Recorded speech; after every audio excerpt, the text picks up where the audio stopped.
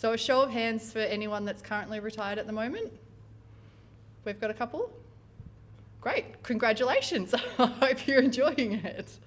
So this here shows you the retirement landscape from 1950 to today. So in the last 75 years, you can see that there's a big difference in terms of that retirement landscape. So people are starting work a little bit later than what they were, perhaps due to education, perhaps due to travel, whatever the reason, they're starting a bit later and they're finishing a little bit earlier. But with that comes an increase in life expectancy. So you can see back in the 1950s, when you retired, you only had to have enough funds to last you possibly 3 years. Whereas now, there's 20, 27 years that you need to be able to finance yourself for. So that's a third of your life within retirement, where you no longer have that employment income coming in and you're relying on what you've already saved and generated to be able to get through. So that's why it's so important to make sure that you're looking at planning now. And you can see there we've got a bit of an asterisk at 67 to show that's pension age. So a lot of the time when you say to someone, when would you like to retire? They say, well, I can't retire until I'm 67 because that's when I can have my pension. We've got to remember that there's two types of pensions. There's your super pension, which we'll be talking about tonight, and that's that one where obviously you're putting into your super account at the moment. And then there's the age pension, and it's the age pension that you can't access until you're 67. So sometimes people start using some of their super pension to reduce working hours, or they might retire at 60 if they've done really well, and that's why there's a kind of separate section there. Any questions on any of that? No. So retiring, what's it like? What do we need? So the next slide will kind of address a bit more of a figure, and this one's more to kind of show how the Association of Super Funds of Australia split up retirement. So the first obviously is if you don't have many assets and you're just getting the age pension. So you're fully government funded. As you can see there, there's not much room for you to do anything other than survive. When we're looking at that next step up, so it's a bit better, we've got a modest lifestyle. A modest lifestyle allows you to do things such as turning the lights on, feeding yourself, clothing yourself, filling up your car with petrol and getting from A to B. There's no fancy things in there, you're just getting by. You're having a happy time, but you're just kind of getting through. A comfortable lifestyle allows you to do the things that connect with your family and friends. So that's a big change, obviously. So you can take them out for dinner to celebrate an anniversary or a birthday, or you can go to the movies, you can gather at your house and throw a big party. You can do all those things that you wouldn't necessarily be able to do on a modest lifestyle. So based on that, I'm guessing 100% of us probably want a comfortable lifestyle. Yeah, if you don't, I want to hear about why. So with that in mind, planning and saving for the future buys you choice. So that is the big takeaway that we want you to have tonight, is that by planning and by starting to save, you can get to that comfortable lifestyle, hopefully. So how much do you need in retirement? I'm guessing a lot of you have heard that magical number of 1 million thrown out, because every time someone says it, that's normally the figure that they throw out. And I can see some people nodding at me. So that Association of Super Funds of Australia, they actually produce a figure. So they're saying for those between 65 and 84, you need a yearly income of around $73,000 for a couple to survive and have that comfortable lifestyle that we were just talking about then. So obviously that's just getting you that comfortable lifestyle. It's not doing any other flashy things or a couple of overseas trips or anything. It's just still that just comfortable lifestyle. But they're saying you need $73,000. Now that $73,000 does incorporate some age pension, so you would be entitled to a partial age pension, but some of it, as we'll go into later in this presentation, is funded via your super balance and your assets. And so they've worked back and gone, okay, well, if we know you're getting this much in age pension, then we know that you need to get this much from your super pension. And if we assume a rate of return of 6%, which is what they've used, then we know you need a balance of around $690,000. So So that's how they've come up with those figures. Now, as I said, this is a base level, but they're saying for a comfortable lifestyle, that's how much you would need as a couple. This also assumes that when you pass away, when you meet your life expectancy, you have no funds left in super. So you're not passing on anything to any loved ones or children or anything. You've used it all, which some people don't mind, and some people would prefer to leave it on. So that's entirely your choice, but just something to be wary of when they're giving you this figure. Modest on the other side is, remember, we said that they're just the needs that you need to live okay. The most of the yearly income is around $78,000 for a couple. The maximum age pension currently is $44,000.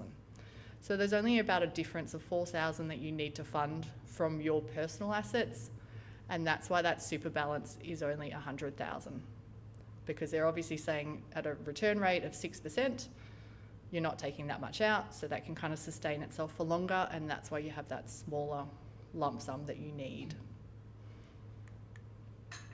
So throughout this presentation, what we're going to do is we're going to give you some technical figures. We love technical figures, because that's why we're in the profession we are, but we know not everyone does. So we're then going to also take you through John and Susie's journey.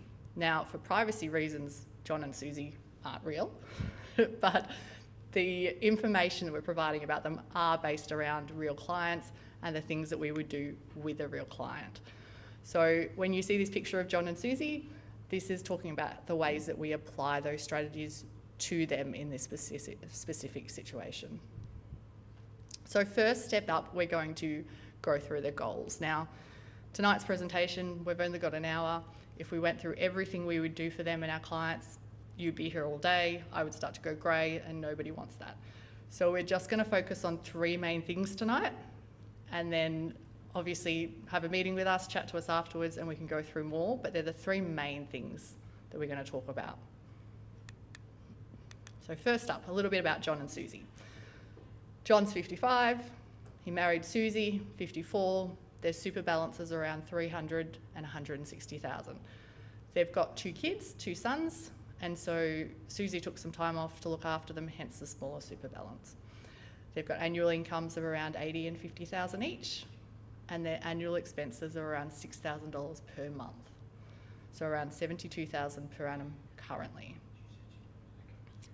They have just repaid their home loan, and so they've freed up cash of $35,000, and they've come to see us, but they're spending that at the moment. So they were saving, they were trying to pay it down, they've paid it down, and now all of a sudden they have this surplus cash, and this is what happens when most people come and see us, and they're spending it. So that's why that surplus cash shows 0, even though they should have $35,000 surplus. That's what happens with the majority of people. They have that extra cash, it's hitting their bank, and they go, okay, well, let's just spend it now. And remember, they're only 55. So what we would say, and what we'll go through later in this presentation, is rather than spend that surplus, our recommendation would be to obviously utilise it for now, build up that nest egg while you can, and then splurge later on when you're retired. So the goals, we've sat down, we've chatted to them about what they want to achieve, because that's one of our roles, is finding out what they want to achieve. Everyone wants different things, so the answers and the strategies and what you all need to do will be different from whoever's sitting next to you. So in their case, they would like to retire at 67. Even if they can, they don't really want to retire earlier. They would prefer just to save more, get more into super.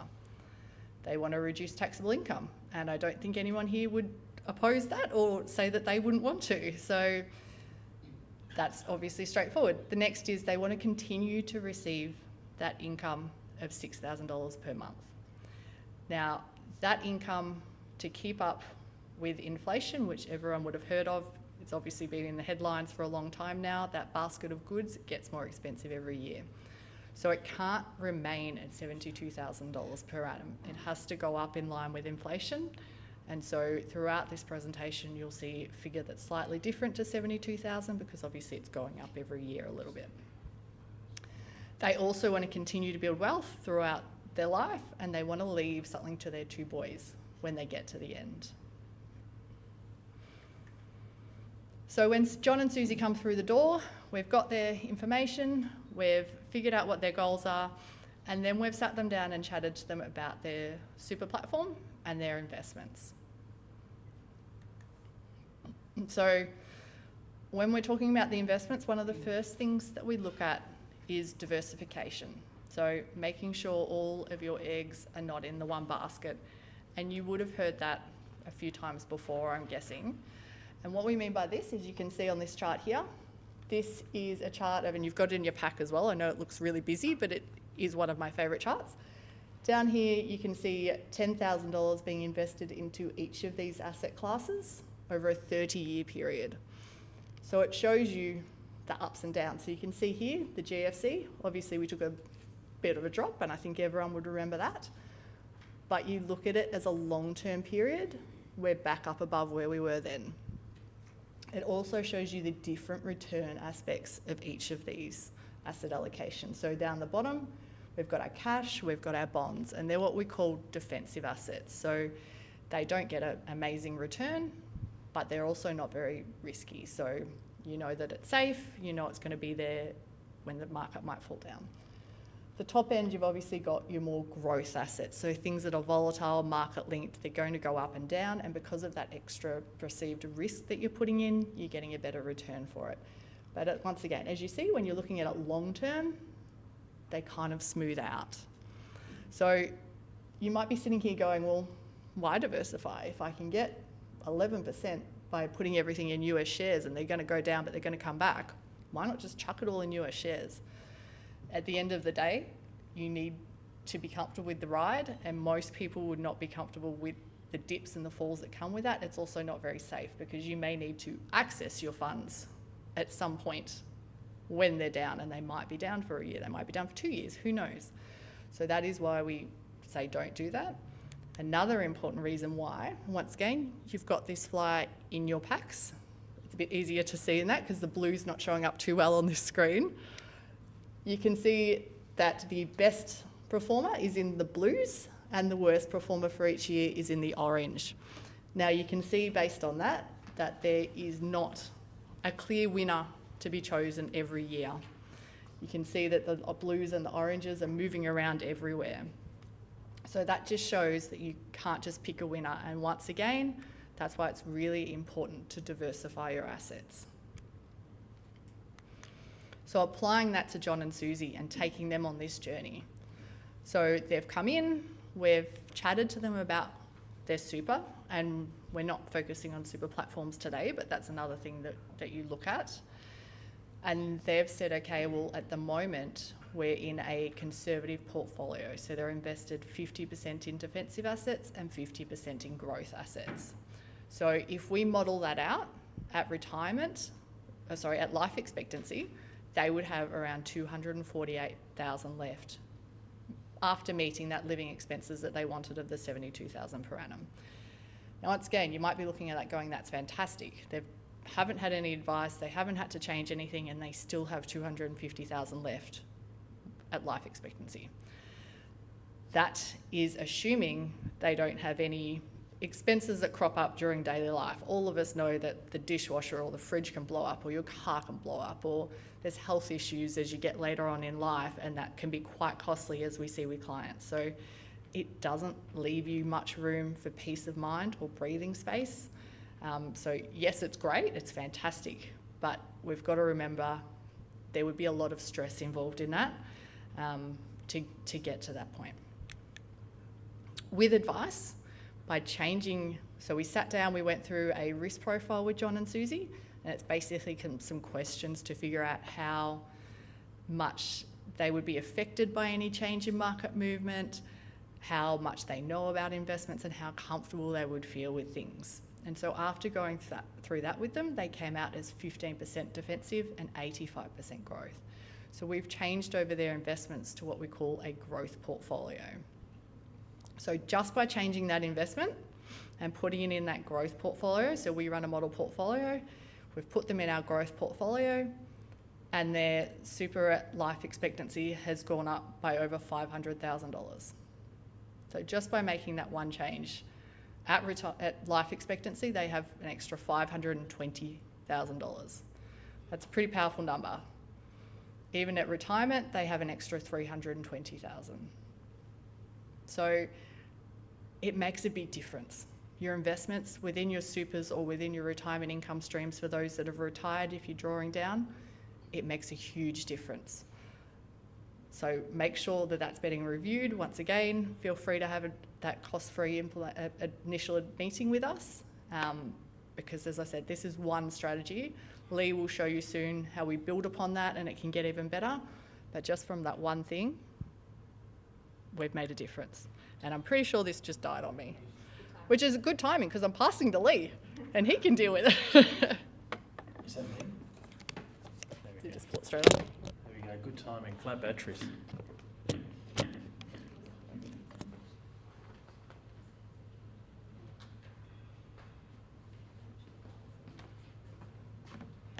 Thanks, Kate. As you mentioned, my name is Lee. I'm one of the advisors here. Sorry.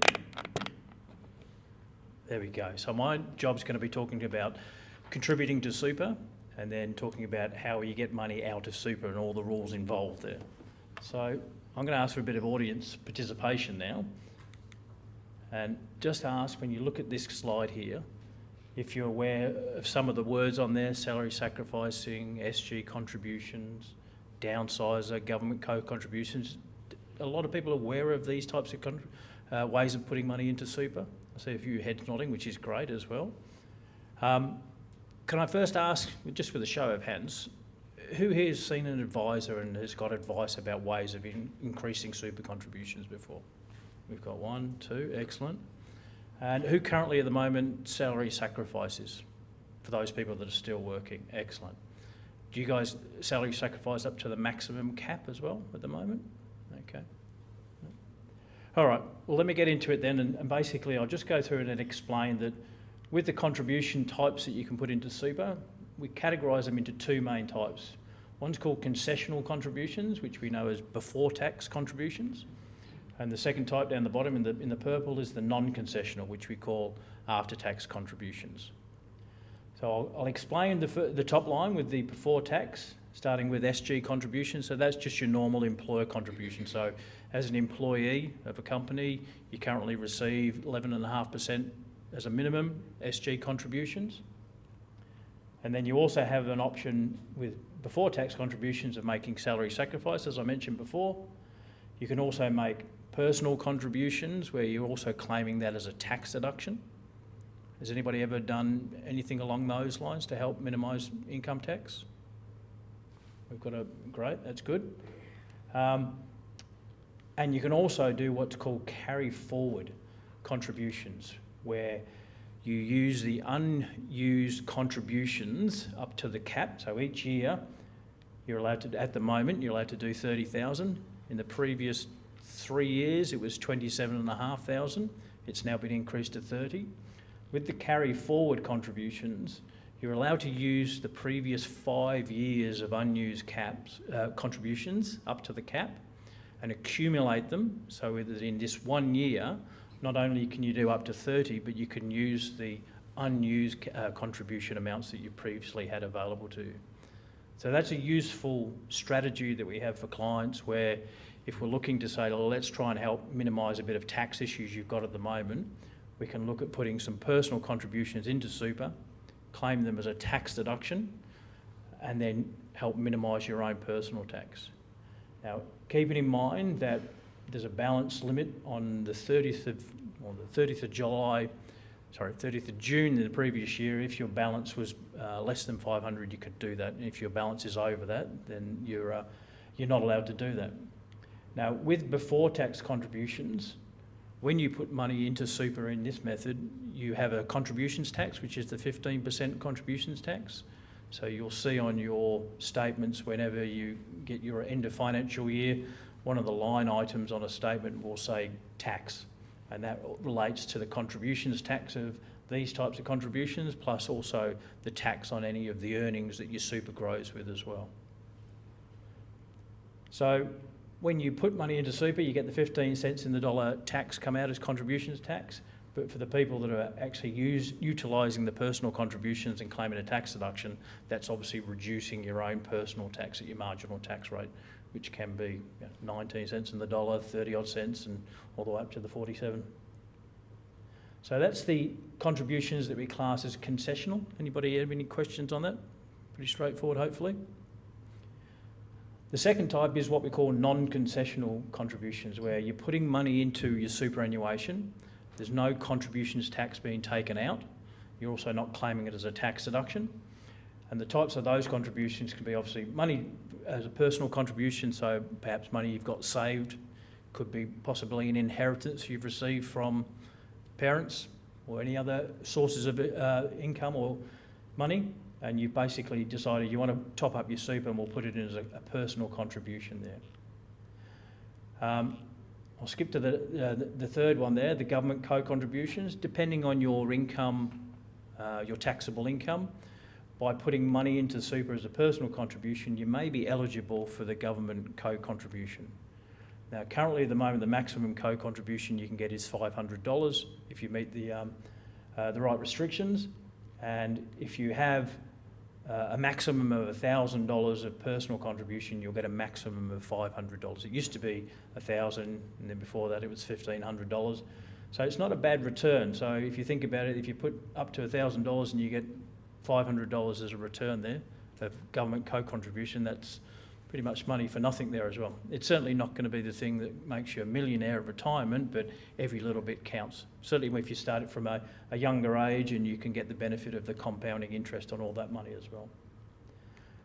The second one there was about spouse contribution. So that's where you make a contribution into your spouse's superannuation, and again, assuming you and your spouse meet the right requirements for income, you can actually get a tax rebate, a tax offset, to help minimise your tax there as well.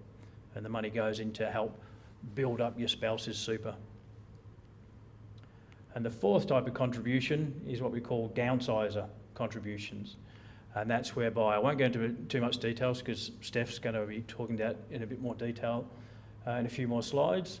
But downsize is basically where you've sold your home, you meet all the right criteria, and you can put in up to $300,000 worth of contribution into your super.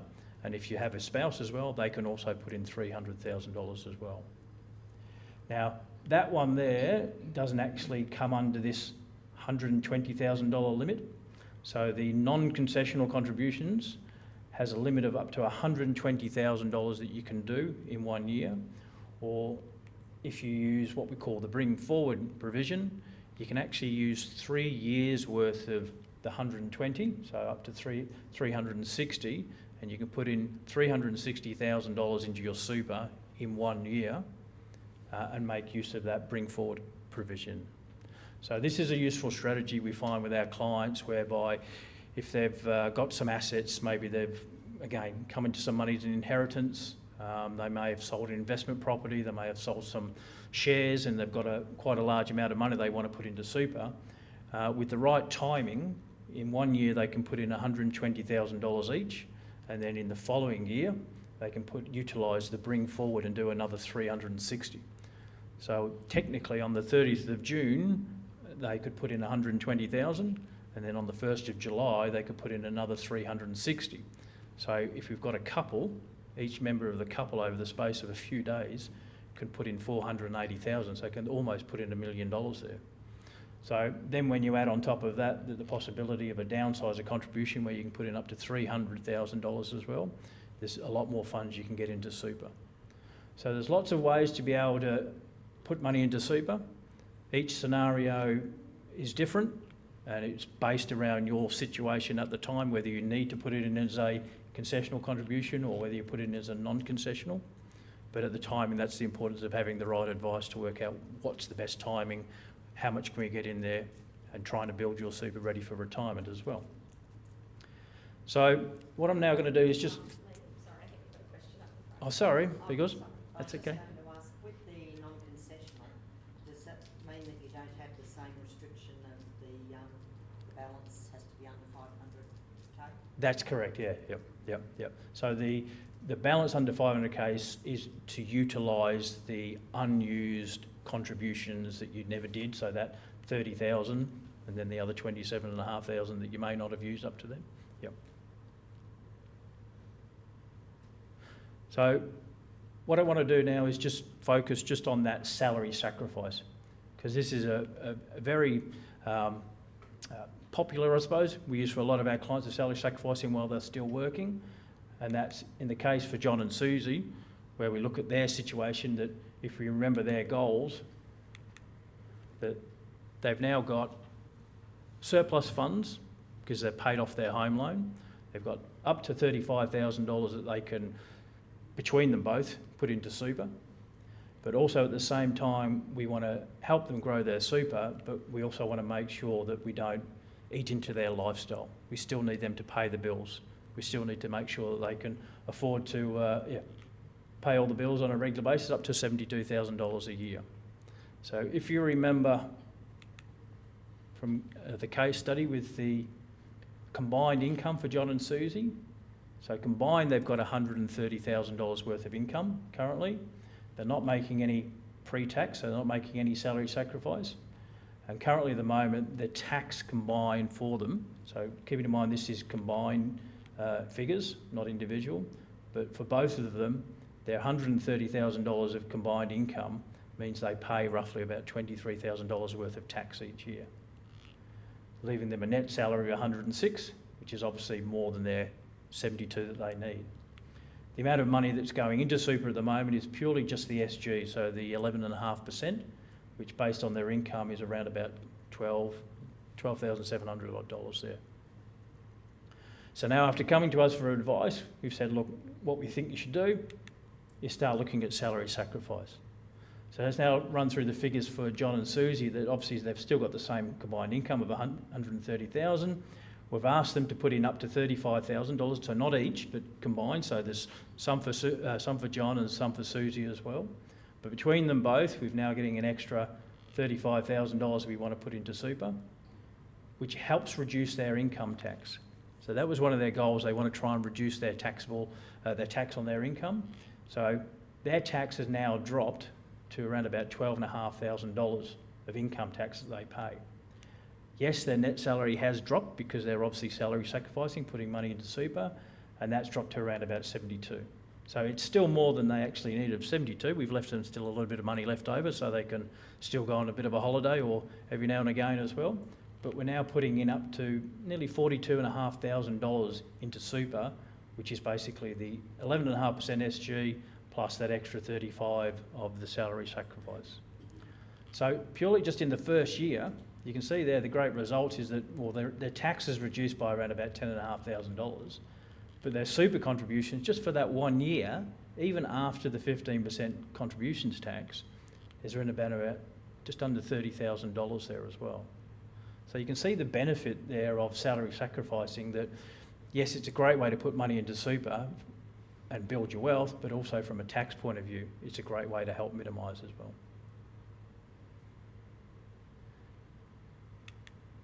So again, looking at John and Susie's situation, that with the combination of what Kate was talking about and making sure they've got the right investments, and also as well as having the strategy of salary sacrificing, that when John reaches the age of 67, when he gets about ready to retire, currently at the moment without advice, he was looking to retire with combined, they were both looking to retire with around just over $700,000 worth of superannuation. With our advice, with the extra returns on the investments plus the salary sacrifice, they've effectively doubled their retirement nest egg to about 1.4. So that's roughly over the space of around about 11 or 12 years of doing this strategy.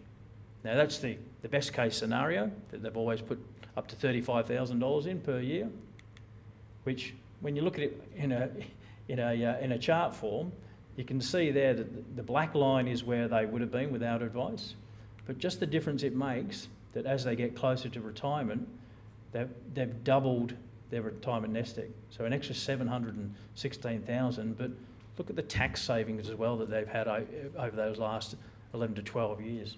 $122,000 worth of tax they've saved there as well. So I see some nodding heads there. It all sounds good, doesn't it, as well? Almost sounds too good to be true. In fact, you almost leave that up there and just digest that, because to say to somebody, hey, in the next 10 to 12 years, we're going to double your super, it almost seems unfathomable.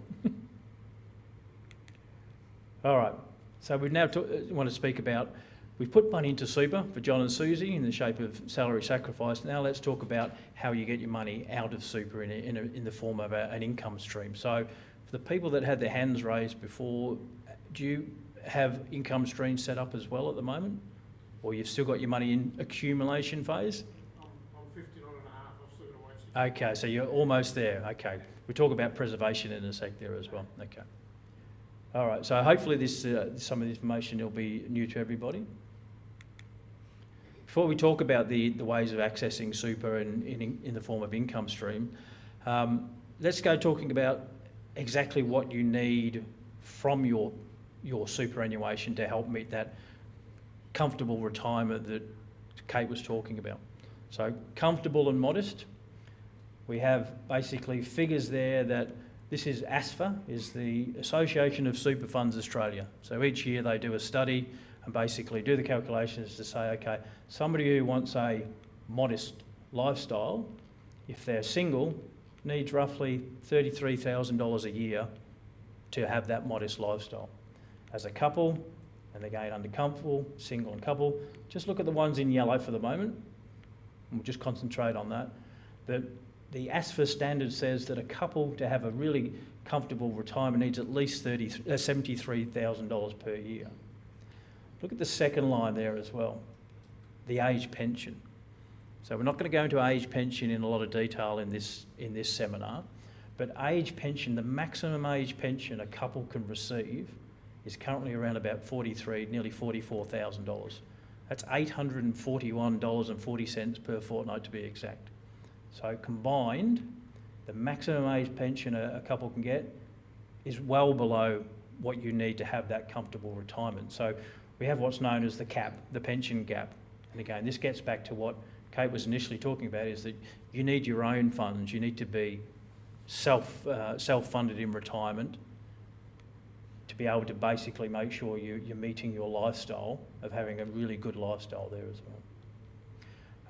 It's worth noting, again, just without going into too much detail, that the age pension entitlement is subject to an income and assets test. Again, we won't go into detail there, but if that's something that you want to talk to us about, by all means, we can have a chat. If you want to have a one-on-one meeting with us all, we can go through and work out if you've got any entitlement to it. Keeping in mind as well that age pension entitlement starts at age 67. A lot of people would sometimes get confused that they think, oh, well, I can't retire until age 67, which is not true. You can retire whenever you want, as long as you've got the funds, but age pension will only kick in if you're eligible for it at age 67 there as well. All right, so how do you get your access to your super? How do you get money out? We have to meet what's known as a condition of release. So there's a few ways that you can meet a condition of release, age being obviously the most important one. If you work from the easiest way, basically you can be, as long as you're 65 years old, regardless of your working status, so whether you're working or not, whether you're working full-time or part-time, doesn't matter. The government says, okay, you can still be working and you can access your super at 65. The next one is basically reaching what's called your preservation age, which is 60. So for everybody, it used to be a sliding scale, but based on when you're born, the bottom line is that you have to reach age 60 now to reach what's called your preservation age, and you can and be fully retired. So you can say, okay, that's enough. I've reached 60. I no longer want to work. You've met a condition of release. The next one is reaching age 60 and actually still be working, or starting what we call a transition to retirement. Has anybody heard of that TTR, we call it, transition to retirement? Anybody have one in place? Yep, excellent, yep. So the TTR strategy, again, we're not going to go into the details of how a TTR strategy works, but that's a common strategy we have for clients that may have reached preservation age 60, have still working, maybe they're working part-time, they've cut back their hours, they've decided they no longer want to work full-time, but because they're now on a part-time basis, they've got a reduction in their income.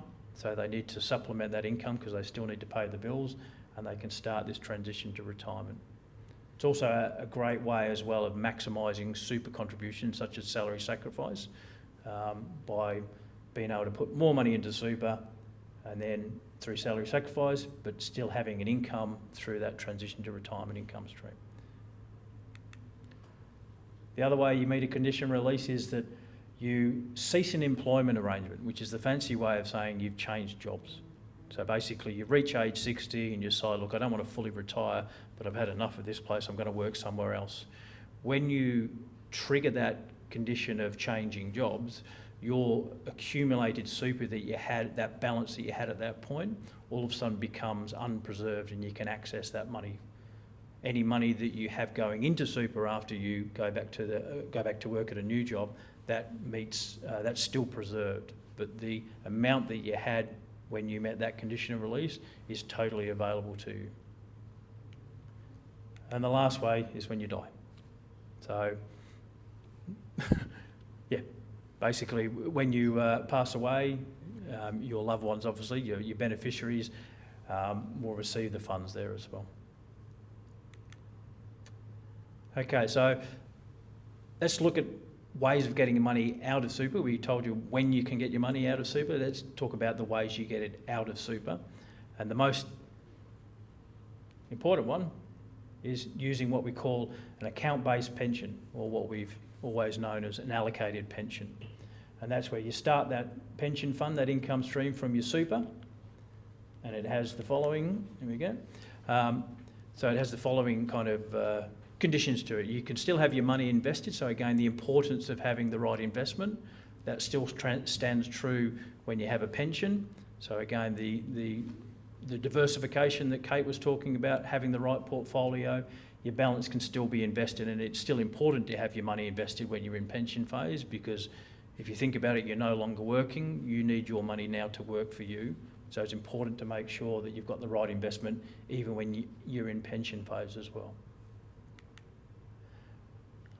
There's no tax payable on any investment earnings. So one of the great benefits that, I think it was 2007 with Peter Costello, I think that was one of the rules he changed way back then. He basically said any money you've got within a pension fund, when it grows, you have no tax payable. So the tax that I mentioned before about contributions tax in a super fund also includes tax on the earnings. But when that money is invested in an income stream in a pension phase, there's no tax payable on any of those earnings there as well. So to give you a rough example, in a super fund, your investment may have earned, say, 8% after fees and taxes for 1 year. That same investment within a pension fund would have got you the equivalent roughly around about 9%. That tax savings of not having tax on the earnings is equivalent almost to around about an extra 1% in return. The other good thing about pensions, obviously, is we want to set you up so that you can receive a regular pension payment. So whether that's fortnightly, monthly, quarterly even, we set you up so that basically how much you need on a regular basis, we set as a regular payment, and then also as well with an allocated pension, you can make lump sum withdrawals. So throughout the year you may find that all of a sudden you need some extra money because you need to do some repairs or you want to buy a new car. You can make a lump sum withdrawal on top of your regular pension payments as well. With the pension payments and also the lump sum withdrawals, once you're over 60, which is basically when you meet that condition release, all of the income you receive in there, those withdrawals are actually tax-free. They're technically called non-taxable, non-exempt income. So you don't even have to worry about completing a tax return if your only income is from this allocated pension, because it doesn't even get entered on your tax return as well. So that's another great incentive to have savings in retirement, because who doesn't want an investment structure where you're paying no tax on the earnings and also you're paying no tax as you take money out of the pension fund as well. Now, there are minimum pension payments you just need to be aware of.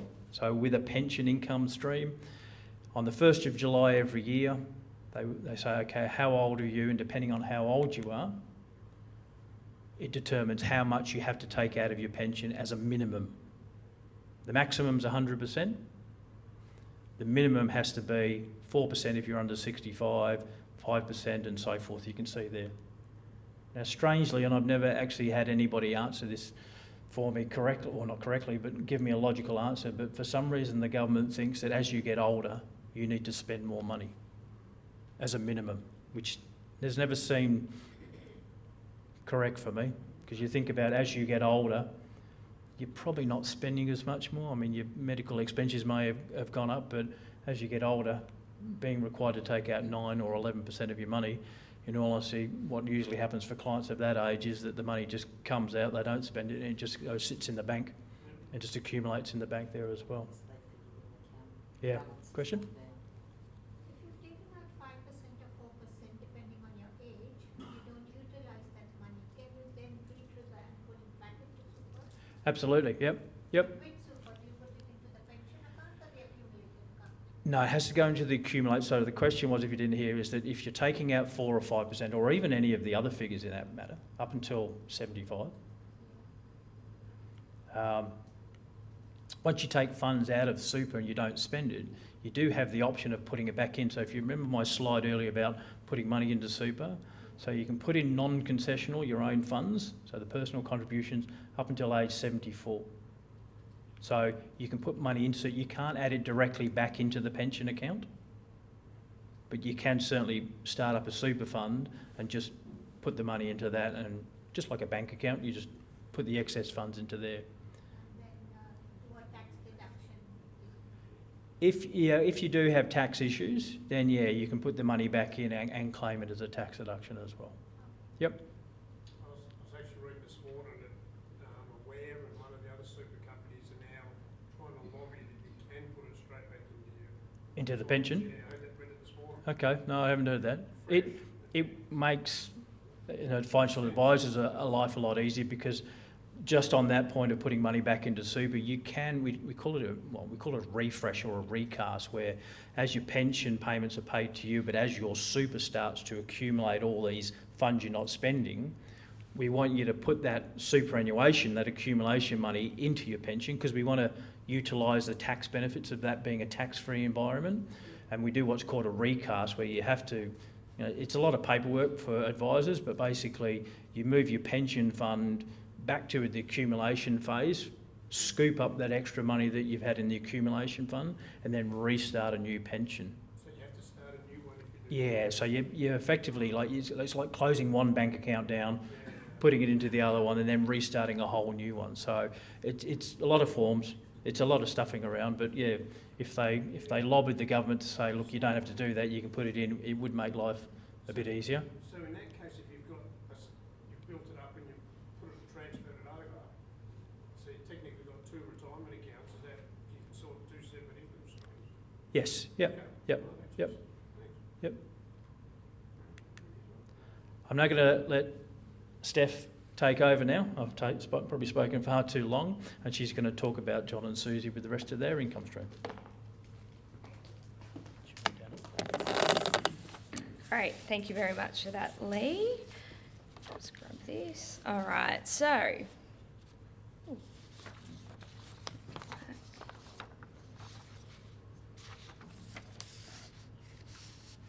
Sorry if I can get these pieces of paper to stay. There we go. All right, so now let's take a look at how John and Susie would be able to meet their retirement income goals with and without financial advice. So we all know that they would like to receive an income of $72,000 per annum, indexed with CPI, to maintain their lifestyle. So by the time they're both eligible for the age pension in a few years' time, their cost of living will have actually increased to a bit over $100,000, which is shown in this first scenario. So as we know, the cost of goods each year, whether it be flour, bread, milk, it's constantly going up. So we've taken that into consideration in this first scenario. So without our financial advice, they would only have around $678,000 in super at this time. And therefore, they would likely be eligible for a part age pension. However, they would need to draw down approximately $65,000 per annum from their super pension to make up the gap. And this drawdown rate on their super balance means that they would only be able to leave an inheritance of just under $250,000 to their adult children. Some of you might think this is a great amount, others might think they would like to leave a little bit more. So in this next scenario, we're talking about John and Susie coming to see us for financial advice after they've implemented some strategies that Kate mentioned about changing their investment options and also adding some money into super. They would have around $678,000 in super at this time. Without our advice, they'd have $678,000 in super at this time, and therefore they'd be eligible for the part pension initially. So with our advice, on the other hand, where John and Susie have selected the investment, as Kate said, and also as Lee mentioned with the salary sacrifice, their balance would be $1.45 million, I should say. So they're going to have $1.45 million as opposed to $678,000 at this point. So although this has increased their super balance and they wouldn't qualify for the age pension, they'd need to draw their total income amount over here of this $100,000 from their super pension balance. So at the end of the day, yes, they are drawing more from their pension super balance, but they're going to have $1.49 million to then leave as an inheritance to their children. So that's an additional $1.24 million that John and Susie can effectively leave to their children, keeping in mind that they may also leave their family home and other assets that they could also have. We've also thrown another scenario into the mix, where just to show that with our advice, John and Susie can actually draw up to about $172,000 per annum. So that's an extra $72,000 per annum that they can use on whether it be holidays or extra leisure activities, and still actually leave their two children with the same inheritance value of around $250,000 as we saw in the first scenario. So in this final scenario, we can also see that they become eligible for the age pension at age 77. So you're getting a bit of the age pension whilst drawing down on your super pension balance, and you're leaving an amount of $250,000 to your kids still, plus the family home and other assets, as I mentioned before. So I don't know about you, but if I have the option to leave things as is and just plod along and take the bare minimum that I need to live in retirement and then leave $250,000 to my kids, I think I would be taking the option of, maybe seeking some financial advice to see how I can better my returns to build your investments for your super retirement, and then obviously live a more luxurious lifestyle or a more comfortable lifestyle, and then actually leave either the same inheritance to your children or a little bit more. So, generally speaking, this is what we do as financial advisors. This is what it's all about. It's giving our clients more financial freedom and the flexibility to live the lifestyle of their choice, giving you guys more choices in life to go on that extra holiday if you want to without feeling like you're going to run out of money.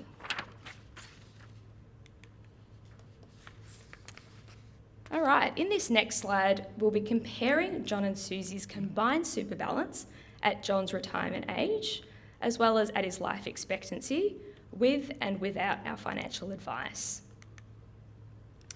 So if the client did not seek financial advice and left their super balance invested in a more conservative portfolio, as Kate explained in her first slide, their combined super balance at John's retirement age in around 12 years' time would be approximately $711,000. However, if they obtained financial advice, their combined super balance would be around $1.43 million, so nearly double the amount. Now, when comparing their super balances at John's life expectancy in around 33 years, their balance would be around $248,000 without advice and around $1.49 million with financial advice. So overall, by John and Susie seeking financial advice and getting that guidance, they're able to improve their super balance by around $716,000 at John's retirement age and by an incredible $1.24 million at John's life expectancy. Any questions on this? Does anyone else loving these figures or, wanting to now make some changes to their scenario. No, that's good. All right. So, the big question, can John and Susie actually achieve their goals by seeking financial advice and putting in place some of these strategies? The answer is yes. So, ultimately, by salary sacrificing to super, they can save a total of $122,647 in tax, as Lee previously mentioned. So we've ticked off that goal. Secondly, they both wanted to retire when John reached age 67 and also receive an income stream of around $72,000 per year, indexed with inflation. So once again, by selecting the appropriate investments and salary sacrificing to super, they're able to retire when they want to and possibly earlier. And they're also able to live a more flexible and comfortable lifestyle with more choices by having that additional income to play with. They've also been able to build their wealth through all stages of life by, once again, selecting those wonderful investments or the right risk profile and also salary sacrificing. So ultimately, they're able to leave an additional $1.24 million inheritance to their 2 children. All right, the power of financial advice. So a lot of people might think, all right, my advisors helped me get the right investments when I was working, now retired, looks okay. They've set me up an income stream. I should be okay from here. From our experience, we are here to help through every stage of life, and it doesn't stop here. So if we bring it back to John and Susie's situation and some future considerations that they'll need to look at, they may wish to downsize the home in the future. They might not be able to live in that 5-bedroom house anymore. They might need to find a smaller place, in which case they might have some surplus cash to invest. Do we then discuss investing the money inside or outside of super? What are the different options? The same goes with perhaps if they were to receive an inheritance down the track. Once again, what investment options do we have? Do we have the capacity to get money into super? Are we past the age of 67? What can we do? And as advisors, that's what we're here for, to help guide you with. Also, in terms of aged care, that's another service that we do offer in terms of, do you sell the family home to then move into that aged care facility? What are the costs that are going to be involved? These are all the things that we can help make your life a little bit easier with these decisions, with calculations and projections. And then finally, super death benefits. Whether it's yourself receiving a super death benefit or whether you're passing one on to one of your children or a dependent, we can obviously have those discussions around helping make sure that that money's invested appropriately for yourself, but as well as for your children. So we do have a lot of clients that do come to us and actually ask us to make sure that when they do pass, that their kids are actually looked after and that we're guiding them with their investments so that they can start early and invest at an age where they're obviously receiving the benefits of those compounding returns. Now, Lee, on my previous slide, I mentioned downsizer contributions, and Lee also discussed this a little bit earlier, but this is just another way that you can get money into super at a later age. So as you may recall, Lee mentioned that obviously past the age of 75, you're restricted in the types of after-tax contributions or any contributions that you make. However, with the downsizer contribution, this is one where a lot of people, once you reach age 65 and you sell the family home, you can still get money into super even if you're 80, 90, 100 years old. So just to recap what Lee said, so up to $300,000 per person in the couple can actually add money to super as long as you're over the age of 65 and there's no work test that's required to be met. It's not subject to the non-concessional contribution cap, even though it goes in as an after-tax contribution, doesn't actually take up any of that cap that Lee spoke about earlier with the 120 and 360,000 over 3 years. You must have, however, owned your family home for at least 10 years or more to actually take advantage of this. And also you have to meet that main residence CGT exemption to apply for this option. And just a reminder that this can only be used once, so it's not a contribution that you can use multiple times. And then who gets your super when you actually pass away? So not a lot of people know this, but your super benefits don't actually form an asset in your will. So you actually need to apply a beneficiary nomination directly with your super fund to nominate a dependent under super legislation. So that could be your spouse, your child, your financial dependent, or someone that you're in an interdependent relationship with. If you don't have any kids or family members you want to leave it to, you may select what we call legal personal representative, in which case it goes in accordance with your will, and then it could be subject to being contested, which is something to be mindful of. There are also different types of nominations you can put in place, but if you're unsure, have any queries, that's where we can guide you and answer any questions you may have. And just to wrap it up, obviously Freedom Financial Planning has been around for 21 years now.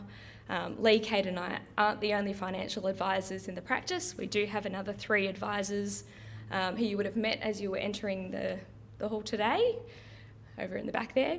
And we also have a wonderful support team as well, helping with the admin side of things. So in terms of services, obviously we've covered off on super, retirement planning and investments. We do also cover off things like Centrelink, age pension assistance, insurance and aged care support as well. So what to expect from your financial advisor and how fees and things like that work with Freedom Financial Planning. So first meeting, no cost, obligation free. And that's really just for us to get an idea of your situation and have a discussion about whether you would think our services would help and whether we would be a good fit. After that initial meeting, if you would like to proceed to the next stage of us actually preparing an advice document for you, then there would be a fee for that strategy development and the advice document preparation. We then also implement all the forms for you, including Centrelink. So Centrelink is one of those tedious jobs that no one ever wants to do, no one wants to deal with them, and they can be a pain. So that in itself might be a benefit to some of you who have to deal with Centrelink, where we can do it all for you online just to cut out that process and hour-long waits on the phone on hold. And then finally, review and refine. So it's not just a one-off advice piece that we put in place for you and that's it, set and forget. We like to make sure that we're reviewing your investments as well as your financial strategies every year to make sure that they remain appropriate. Because as we know, life can be unpredictable, and what we put in place for you today may change in the near future. And obviously when you retire, your investment needs, your income needs, and all of those things change. So by having an ongoing relationship with your advisor, we can stay on top of that and make sure things are all on track. Now I'm going to introduce you to our in-house mortgage broker, Sean Lowe, who's just going to have a bit of a chat about his services and a current offer that he has going. Sean. Thanks, Steph. So just a bit about me. I've been with the business now for 8 years, so I set up the mortgage arm of the business. I've been a mortgage broker now for almost 24 years in total, so there's quite a few different scenarios and different opportunities that I've come across in that time. I've helped quite a few of our financial planning clients help their children and grandchildren as well. So whether it might be buying investment properties, getting to their first homes, refinancing their existing loans, anything to do with lending is what I do in my sort of section of the business. I also, as part of the finance arm of the business, my service to you is free of charge. So the way a mortgage broker is paid is we receive a commission from the lender when a loan settles. So for the client, from my side of the business, there is no fee involved.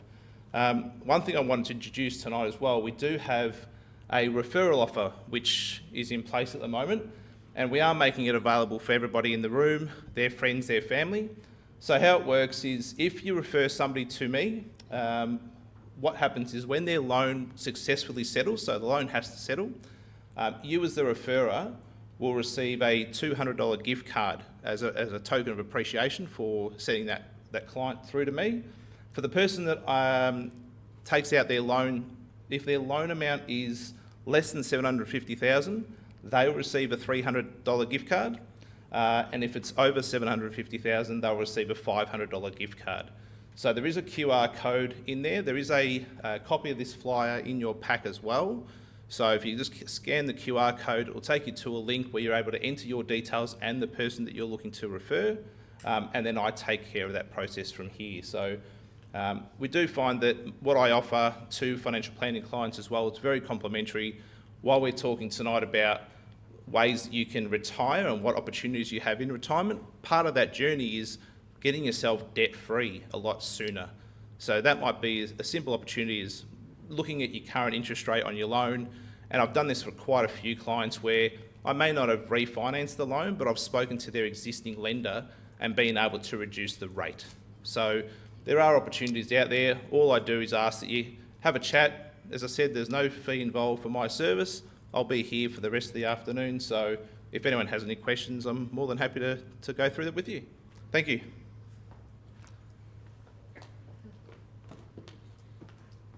All right, thank you very much for that, Sean. So that brings us to the conclusion of today's seminar. Thank you all very much for joining us tonight. Hopefully you got a few little tips and tricks along the way. We would also just like to remind you to please fill out the feedback forms that are in your packs to provide any feedback, whether it's good or bad, as Kate mentioned. We appreciate any feedback. And once again, just a reminder that any free initial consultation is available. So on that feedback form down the bottom, if you would like an advisor to reach out to you to have that consultation, feel free to mark that down there as well. Now, we'll be hanging around for a little bit longer after the presentation if you have any questions for any of us. Otherwise, enjoy the rest of your day, and once again, thank you very much for joining us.